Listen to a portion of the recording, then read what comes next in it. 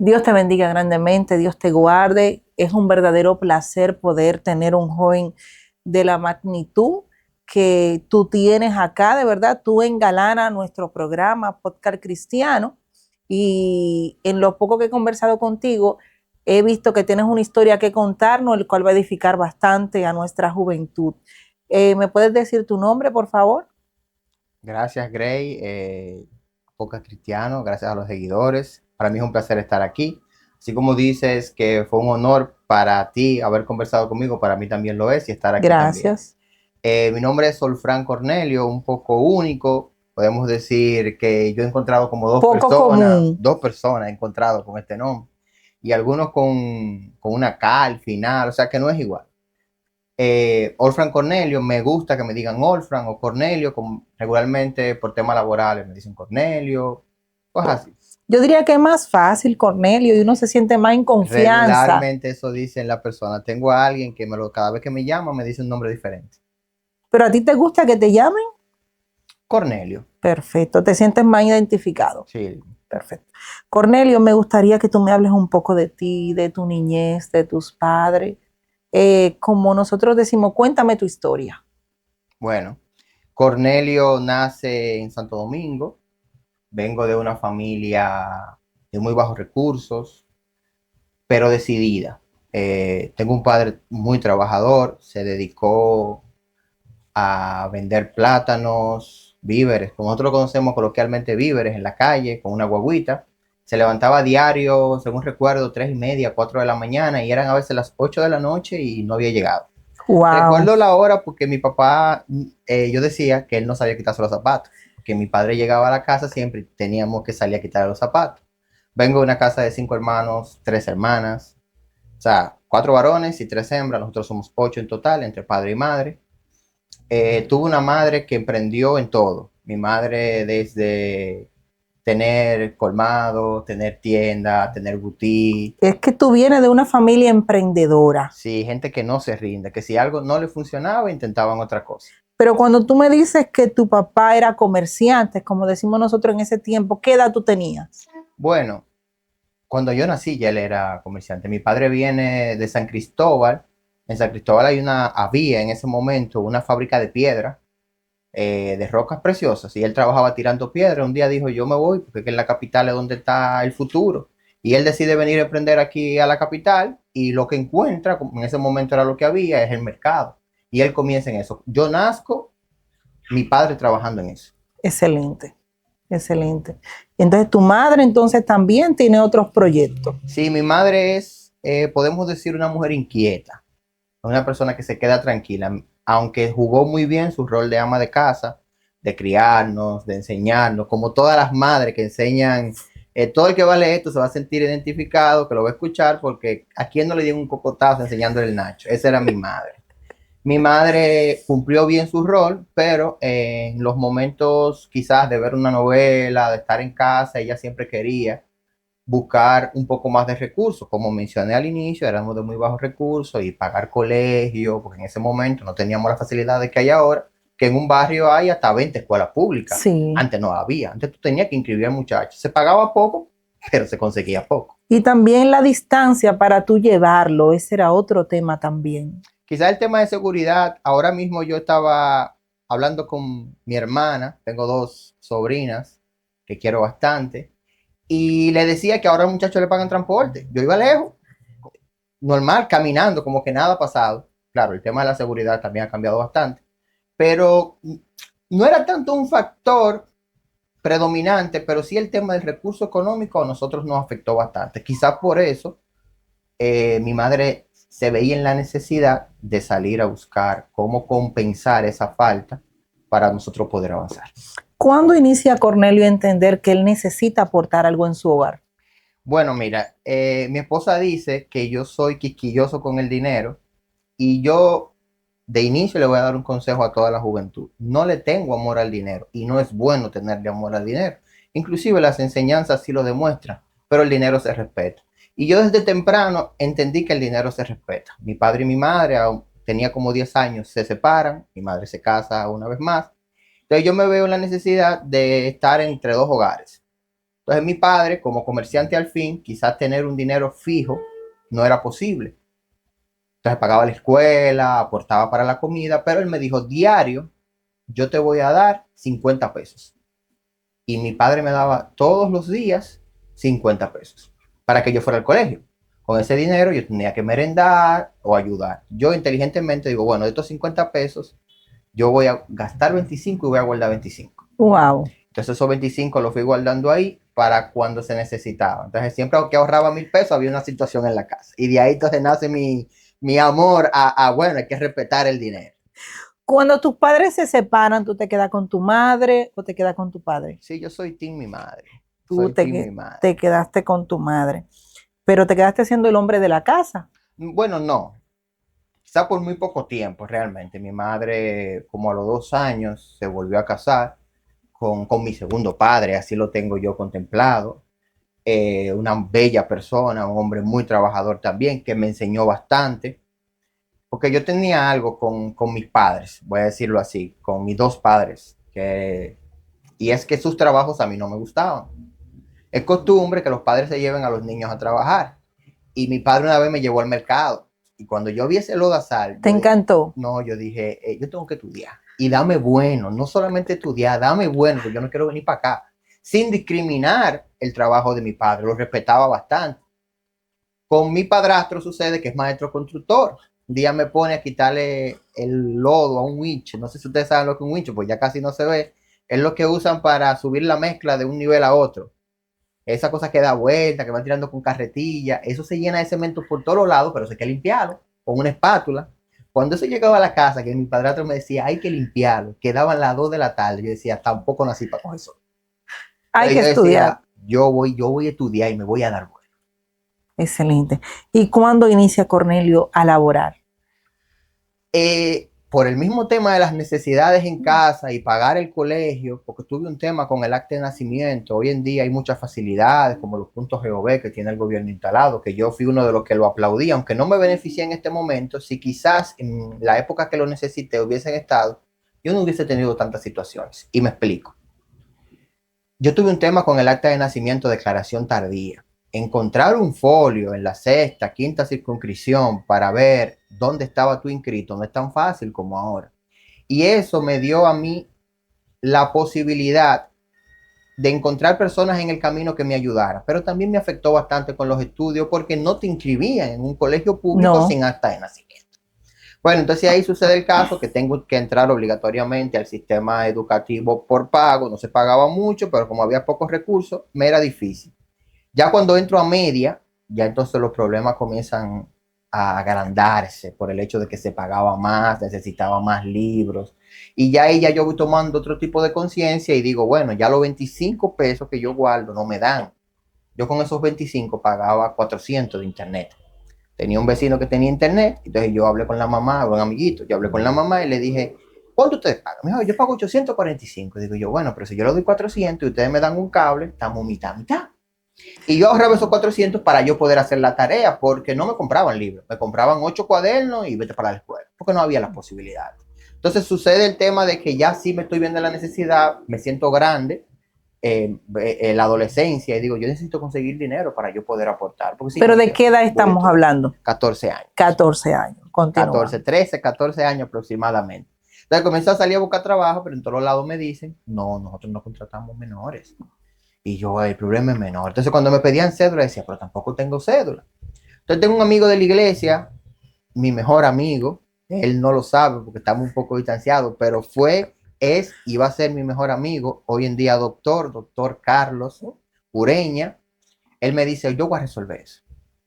Y Carlos, que me llevaba como 3 años, no creo usted que era una gente de 25, era 17 años que tenía, agarra una onza y dice, yo voy a ir a la sexta circunscripción. Y Carlos comienza circunscripción por circunscripción, donde quiera que había una oficialía del Estado, él fue, hasta que él dio donde estaba mi folio, los documentos que necesitaba, él iba donde mis padres, buscaba la cédula, las copias, hasta que él un día me dijo, en ese proceso pasaron 2 años. Sí, 2 años, iba casi a cumplir 16, él me dijo, ya tengo para que saque la cédula de menor. Wow. Ya estamos casi trabajando. Fue lo único que yo di. Cuando me dan el papel, digo, vamos a buscar la cédula. Y antes de tener la cédula, dejé el espacio de la casilla de la cédula en blanco porque no la tenía.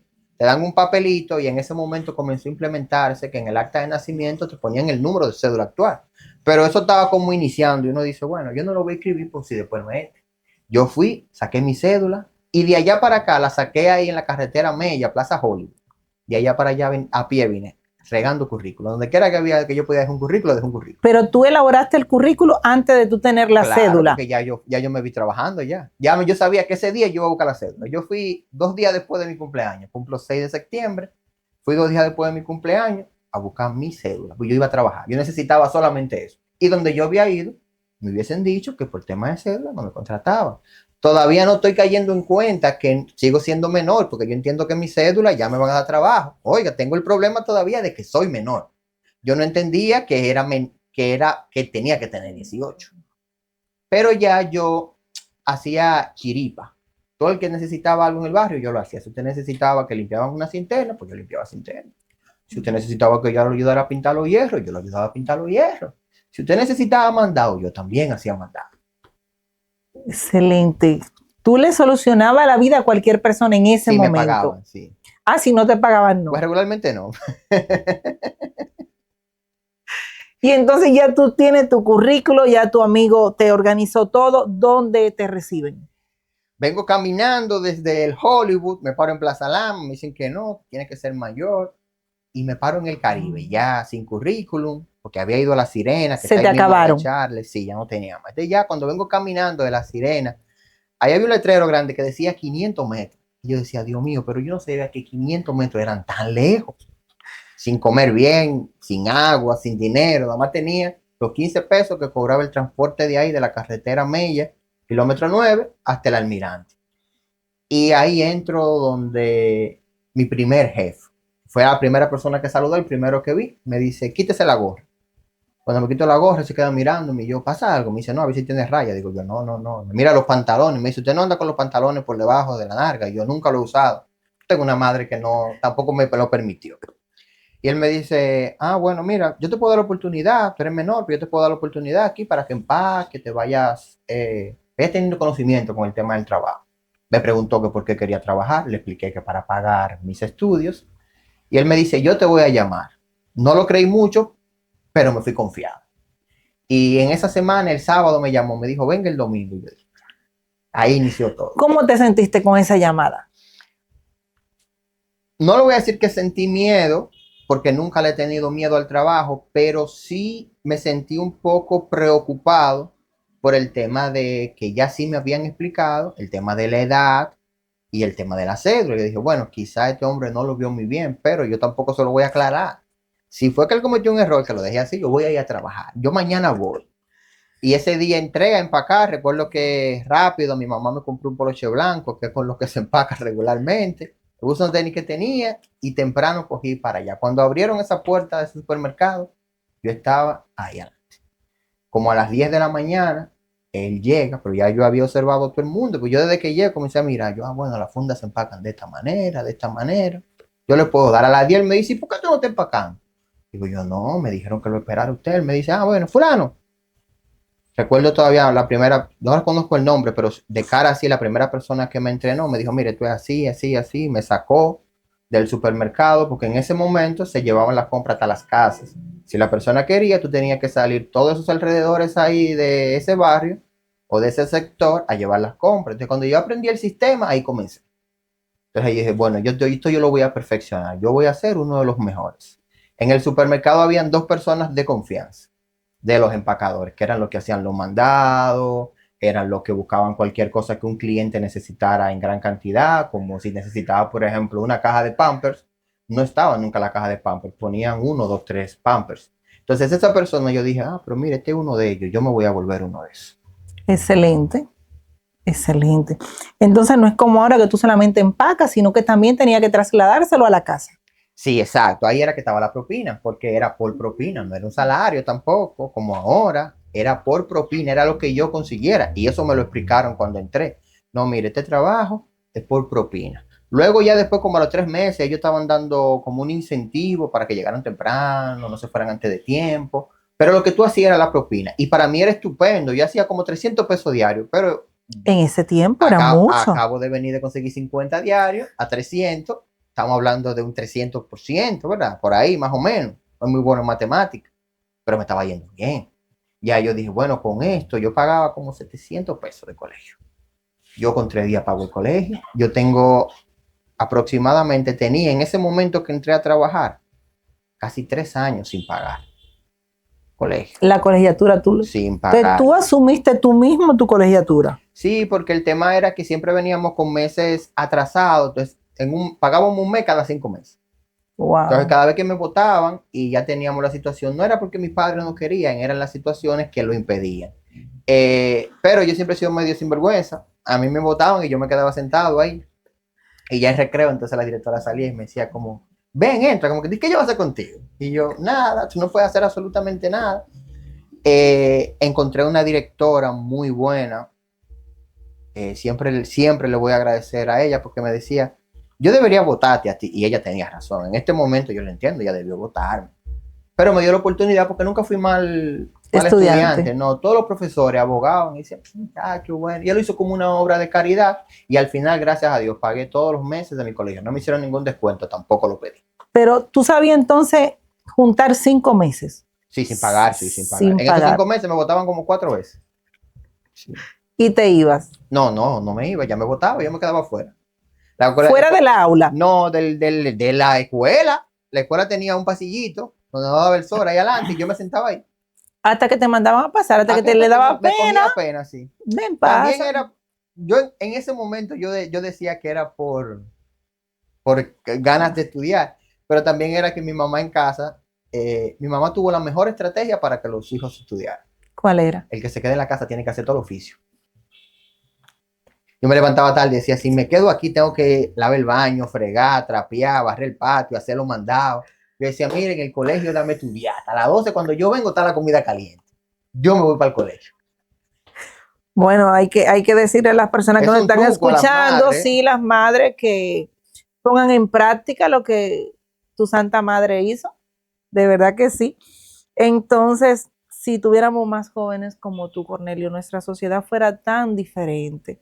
Por eso es tan importante esta entrevista de que tú no puedas compartir más de tu historia para que vean que las cosas no son tan fáciles.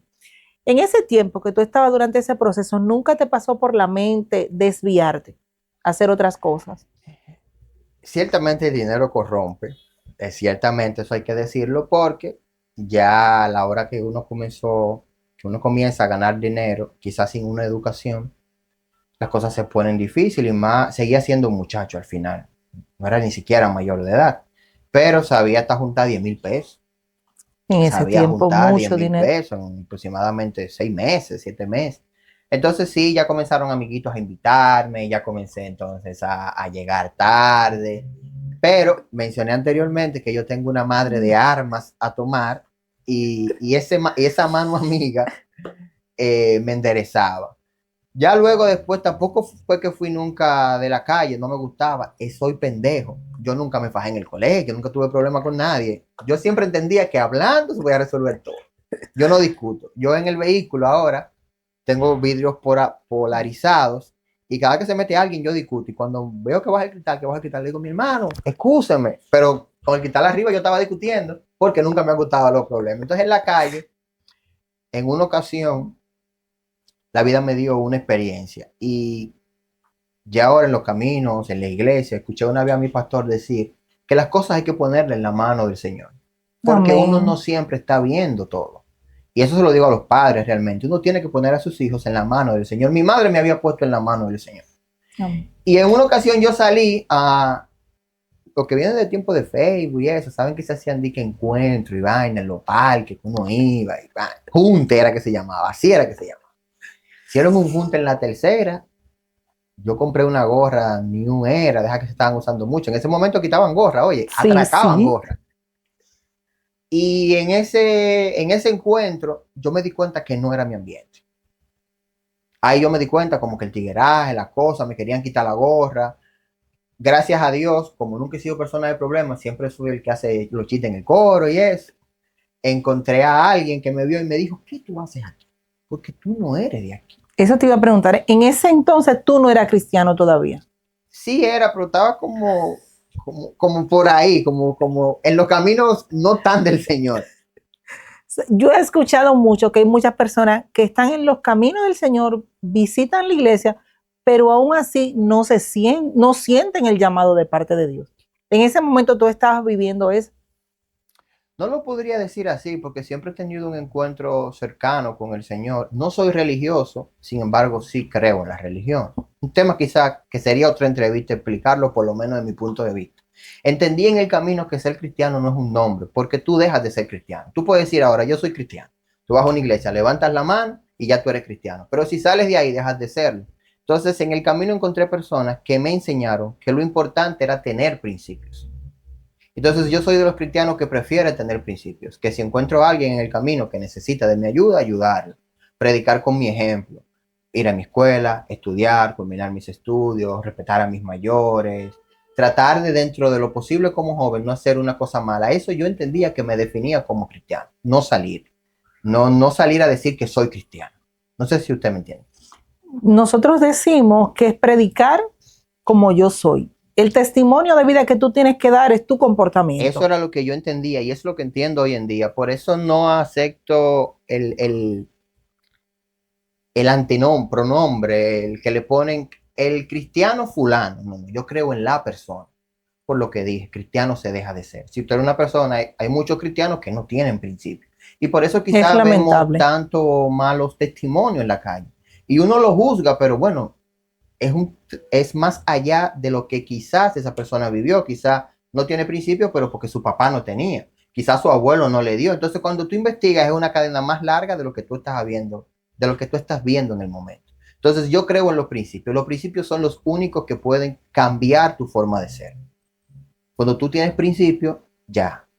Siempre Excelente. he hablado de lo que es la conciencia. Cuando tú tienes tu conciencia sana, tu conciencia bien puesta, ella te va diciendo, mira, pues tú no eres de aquí. Por ejemplo, en ese día mi conciencia me decía a mí, incómoda, nosotros no pertenecemos aquí. Tú no encajas Tú aquí. no encajas aquí. Yo lo que estaba era asustado. Tanto así que cuando la persona se me acerca y me dice, mira, te quieren atracar, ya yo me temblaban las rodillas, yo dije, bueno, Wow. pero si me voy, me van a atracar entonces. Entonces ahora me veo en la obligación de quedarme hasta tarde. Hasta que encuentro un grupo de jóvenes que se va, que lo veo como con cara como de malones. Digo, yo este es el grupo que a mí me conviene porque con estos cara de malones no me va a pasar nada. Y con ellos llegué a mi casa y fue al primero y al último que fui. Wow, wow. Pero aún así tú sentiste que Dios estaba contigo, Dios te guardó. Siempre he dicho, y todo el que me conoce que vea esta entrevista, lo va a saber. Yo creo algo, Grace, y es que yo no creo en la Biblia en un momento, yo creo en la Biblia siempre. Amén. Y la Biblia dice que para los que creen en el Señor, todas las cosas le obran para bien. Entonces yo creo que todo lo que me pasa me obra para bien. No hay nada de lo que me pase, aunque sea en el momento, que tú lo veas mal. Al final, en el transcurso de 1 o 2 meses, tú te das cuenta que realmente te obró para bien. Y yo creo en eso. Perfecto. Cuando tú entras en lleno en la iglesia, Es que siempre estuve. Yo encontré dos personas eh, que le agradezco bastante, Gustavo y Carmen. Son unos pastores, ellos que se dedicaron su vida a darle principios a niños. Ellos tenían una iglesia de niños, 2 personas adultas, te estoy diciendo. Ellos tenían una iglesia de niños porque ellos creían en que deja a los niños venir a mí, que de ellos es el reino de los cielos. También creían en que instruye al niño en el camino del Señor y una vez viejo no se va a no se va a apartar de él. apartar. Ellos siempre predicaban eso y esas fueron las personas que me introdujeron a mí a lo que es la iglesia. Me enseñaron el tema de la Biblia. No era que en mi casa no me daban principios, mi madre me dio una muy buena educación, pero con ello vi otra perspectiva de la vida. Yo vengo de una familia que no tiene conocimiento del tema de la iglesia, con ellos aprendí eso. Más allá, ellos me dieron una educación que quizás en ese momento me hacía falta. Por ejemplo, yo era gago, tartamudo. Explícame ese tema. ¿Cómo gago? Porque aquí tú estás Si expresándote no, ya yo hablo excelente. bien, eso es gracias a Gustavo Adames. Él comenzó a dar clases de inglés, él tampoco sabía mucho, pero él también quería aprender. y él era de la persona, que hoy yo soy así, que si yo sé algo porque te lo puedo enseñar. Yo sé que domino algo cuando yo puedo enseñar. Sí, Y es él así. decía, bueno, vamos a enseñar inglés. Y entre todos, ahí estaba Carlos, el amigo que te digo que es mi mejor amigo, Yusef, Dolly, todos íbamos a coger clases de inglés. Cosas básicas. Entonces, cuando yo hablaba inglés, él se dio cuenta que yo no tartamudeaba. Entonces él decía, bueno, pero esto lo podemos resolver. Entonces él decía, bueno, pero tenemos dos opciones. O tú dejas de hablar español o, Te quedas hablando inglés. o arreglamos el español. Y entonces ahí, leyendo la Biblia, estudiando libros, él es un maestro nato, él me fue corrigiendo. Mira, para leer hay que ver una palabra después para que tú vayas, para que tu mente vaya acostumbrándose y sepa lo que va a decir. Tiene que tener pausa. Recuerdo ahora que estaba ayer escribiendo éxito. Y cuando uno dice éxito, la X uno la jala. Yo decía éxito. Entonces él me decía, no, no, cuando hay una X tú tienes que jalar. Tú dices texaco. Entonces él se dedicaba palabra por palabra Wow. en un proceso de aproximadamente 3 años, 4 años que duré con ellos ahí en esa iglesia, creo que un poco más. Él se dedicó a enseñar. No, pero Y verlo a necesitamos, él era para mí una enseñanza, porque él era de la persona, como te digo, que predicaba con el ejemplo. nosotros necesitamos personas así en este tiempo, comprometidas y que se dedique a dedicarse a enseñar a otras personas. Yo creo que esos jóvenes de ese pedazo ahí de la isla Gotros, ahí en la caña, éramos como 19. Yo creo que si no son mal agradecidos, la mayoría hoy quizás tenga un buen trabajo, tenga una familia estable, sea lo que es, aunque no lo, quizás nunca se han sentado a darse cuenta, que fue ese tiempo de calidad que uno le dedicó a la iglesia y que esas personas nos Wow, dedicaron a nosotros. wow, excelente. Donde quiera que estén, que Dios le bendiga y que puedan seguir haciendo la obra. Entonces, ¿cuándo ya que estudiaste en la universidad, qué haces actuar ya un joven ya formado?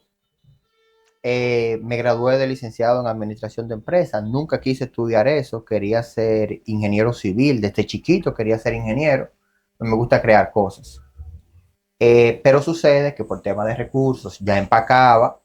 Cuando voy a la OIM que investigo era de lunes a viernes que había que estudiar de 6 a 10 de la noche. Pero yo entraba a las 3 a trabajar. Entonces yo dije, bueno, no puedo estudiar y, y trabajar. Tengo que tomar una decisión. Mucha gente me dijeron, no, pero los estudios son importantes. Y yo, sí, los estudios son importantes, pero ¿cómo tú lo pagas?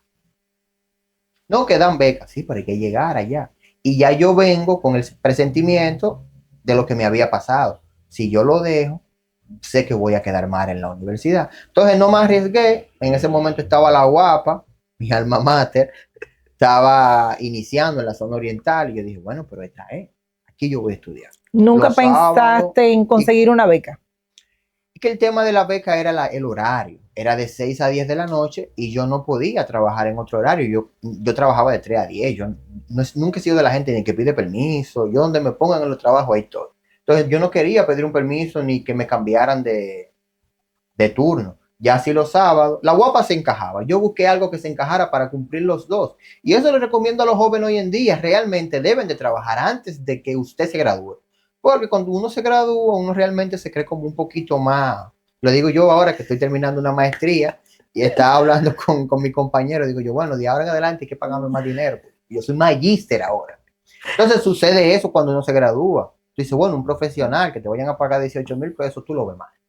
Entonces, ¿qué es lo recomendable? Trabaja antes de graduarte y ahí vas a entender realmente un compromiso mayor. Y así inicié, me gradué de licenciado en administración de empresas y ya ahí despegó mi carrera. Excelente. ¿Y en la actualidad qué estás trabajando?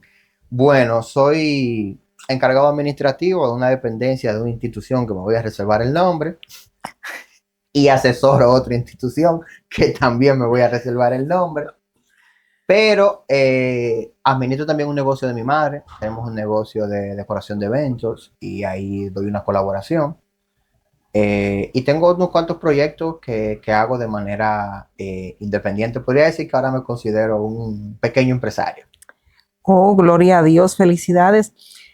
Me gustaría que tú le des un mensaje a esos jóvenes que en este tiempo se sienten confundidos, que quizá entienden que no tienen oportunidades, que hay muchas, porque las cosas han cambiado mucho desde ese tiempo que tú viviste al tiempo que estamos ahora, los cuales tenemos muchísimas oportunidades de que ellos se puedan capacitar. ¿Qué tú le dirías a esos jóvenes? Bueno, un consejo a los jóvenes actuales, que soy joven todavía, o sea que lo voy a tomar así, porque Grey dice como a los jóvenes, como que yo tengo No, 40 por la años, vasta experiencia, me voy a aunque quitar la barba. por la vasta experiencia que tiene, que aunque te veas joven, pero tú has recorrido te han acontecido tantas circunstancias, por eso te comento, porque de historial de vida puedes presentar un hombre maduro, pero en cuanto a físico eres un joven. Ok, ya la arreglé. Bueno, a los jóvenes yo le diría, realmente, no se rindan. De verdad se lo digo, no se rindan. No es fácil, pero todo es posible. Todo lo que usted vaya a hacer, todo, no importa, lo más mínimo que usted vaya a hacer. Mire, si a usted lo contrataron para sacar copia, saque copia mejor que todo el mundo y pase ese proceso. Cuando usted saque copia mejor que todo el mundo, usted verá que lo van a poner después a llevar los papeles de oficina en oficina. Y eso también hágalo bien. Todo lo que usted vaya a hacer, ya sea en el ámbito personal, en el ámbito laboral, en la iglesia, todo lo que usted vaya a hacer, hágalo mejor que todo el mundo. Dice Colosenses 3:23, y todo lo que vamos a hacer, hacerlo de corazón, no para los hombres, sino para el Señor, que por cierto era el lema de la iglesia donde iba con Carmen y Gustavo. Y ahí está, te lo traduje lo que dice la Biblia a lo que digo yo. Muchas gracias. Los invito a que sigan a Podcast Cristiano, no dejen de seguirlo. Y tenemos una entrevista pendiente. Muchísimas gracias, de verdad, un verdadero honor y placer. Cada día me encanta más esta entrevista y me enamoro más de este programa. El objetivo de nosotros es que podamos seguir visitando personas a través de nuestro programa y que ellos entiendan que sí se puede, que si tú pudiste, yo también. Lo invitamos a que sigan nuestro programa. Dios le bendiga grandemente.